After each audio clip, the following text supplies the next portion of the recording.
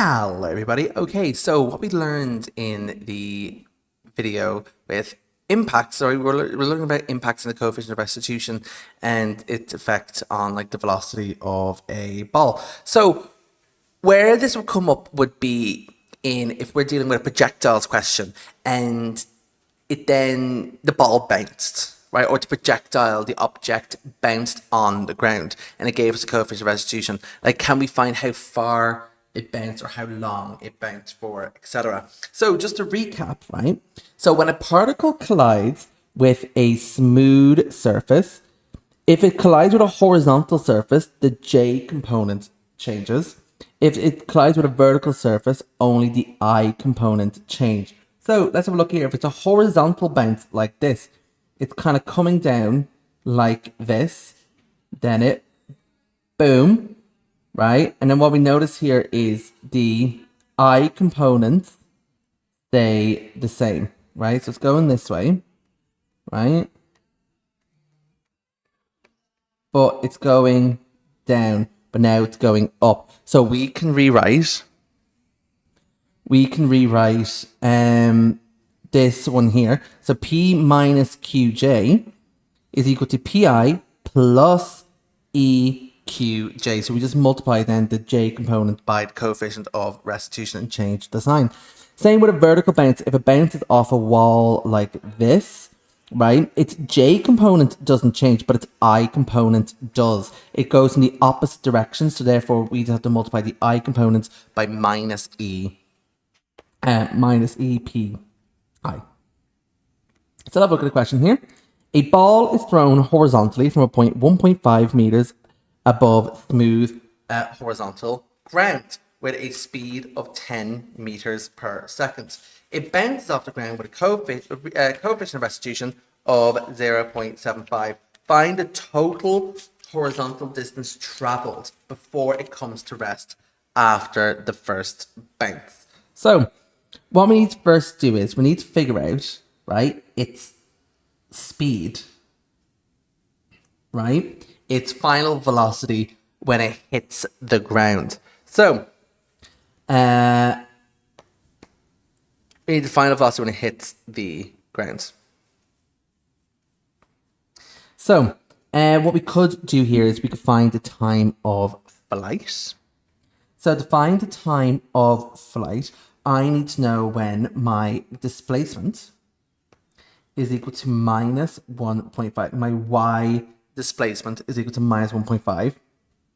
My initial velocity in the y component is going to be 0 because it's thrown horizontally. So it's literally being thrown horizontally like this. So the velocity of this ball is actually 10I. There's no J component there.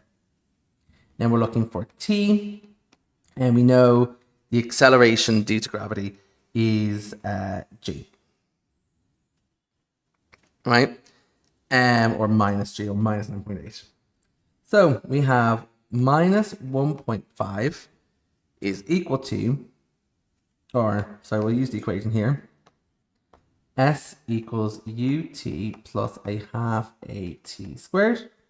So it's going to be minus 1.5 is equal to 0. A half times minus G is just going to be minus 4.9 T squared. So 1.5 divided by 4.9, 15 over 49 is equal to T squared. Square root both sides. I'm going to be left with here. T is equal to 0.55 seconds. So that is how long it takes to reach here. So now let's calculate its speed. So I'm looking for V, right? I'm looking for V, that's what I'm looking for. What else do we know? So it's V, I know its initial X is 10I, T is equal to 0.55.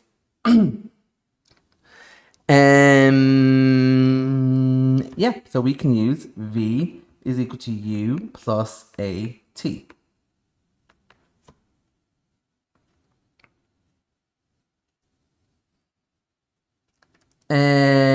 So we are not going to be dealing with it in the x component here because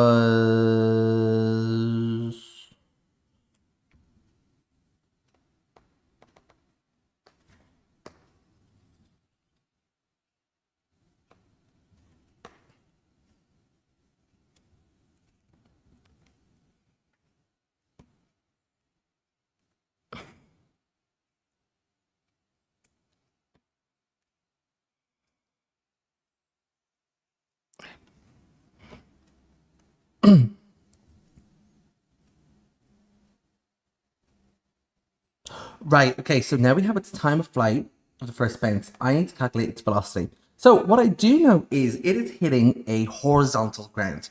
Therefore, its x component or its I component is going to be equal to 10I. But what about its y component? So that is what I'm looking for here.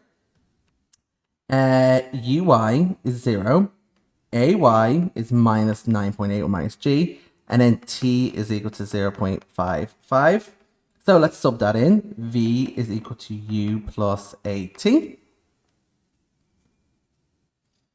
Vy is equal to 0 minus 9.8 times 0.55. Vy is going to be equal to minus 5.39. So therefore, its velocity is going to be 10I minus 5.39j. That is the velocity then of the ball at the moment of impact. But what it's asked me to find is to find the total horizontal distance traveled before it comes to rest after the first bounce. Right? So I need to find this horizontal distance, and then I need to find this horizontal distance. So let's find, sorry, I don't use them symbols. Right, so let's find my first horizontal distance here. So I'll kind of call it stage 1. Stage 1, so what do we know? My initial velocity is 10, so we're looking for my range here. So we're looking for Sx, so Ux is equal to 10. Sx, we're trying to find. I know T is equal to 0.55. And then A is going to be equal, AX is going to be 0 because there's no acceleration along the x-axis. So S is equal to ut plus a half at squared. S, in this case, is just going to be equal to 10 times 0.55. Sx is going to be equal to 5.5 meters. So that is how far it's traveling in its first stage.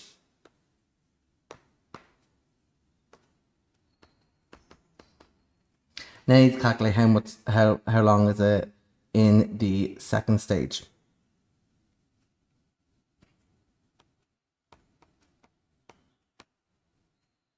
So the second stage. So let's just kind of recap here.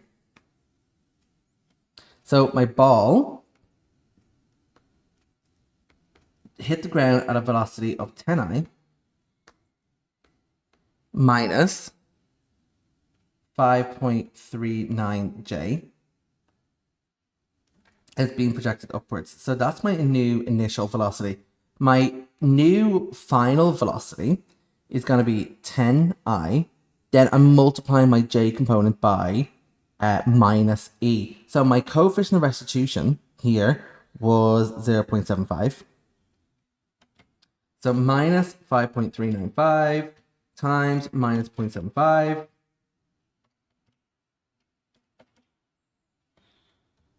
is equal to plus 4.04j.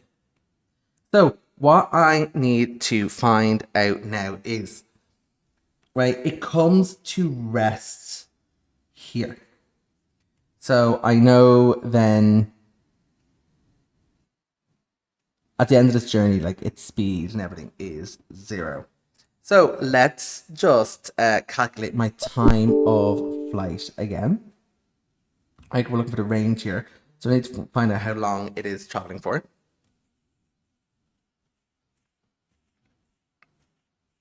So its second time of flight, right? Sy is equal to 0. Uy is going to be equal to 4.04. T, we don't know. And then A is equal to minus G. So 0 is equal to 4.04 T minus 4.9 T squared. So factor out a T here. So T is equal to 0. Or T is equal to 4.04 divided by 4.9. T is equal to 0.824. Right, seconds. So obviously we're going to take the second time here. So now we know it hits the ground here after 0.825 seconds. I want to calculate the range. So I want to find Sx. So that's what I'm looking for. Right? I need a Ux, my initial speed. Well, that's just going to be 10I. I know T is equal to 0.824.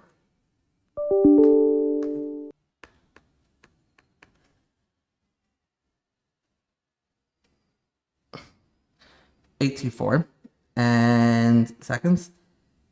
And then the acceleration in the exponent is 0. So S is equal to ut plus a half at squared. So Sx is equal to 10 times t, which is just equal to 0.824 plus 0. So Sx is equal to 8.24 meters. Therefore, total distance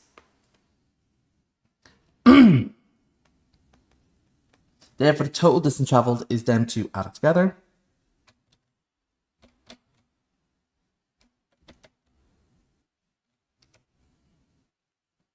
So a total distance then is 5.5 plus 8.24, which is equal to 13.74 meters.